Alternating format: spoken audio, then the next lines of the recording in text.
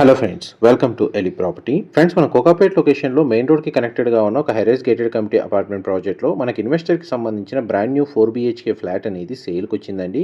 And మీరు ఇప్పుడు వీడియోలో చూస్తున్న ఫ్లాటే మనకు సేల్కి అవైలబుల్ ఉంది. ఈ టోటల్ కమ్యూనిటీ వచ్చేసి మనకి హెచ్ఎండిఏ రేరా అప్రూవల్తో కన్స్ట్రక్షన్ చేశారండి. 5 acresలో 4 టవర్స్, ఈచ్ టవర్ వచ్చేసి G+27 ఫ్లోర్స్ తోటి కన్స్ట్రక్షన్ చేశారు.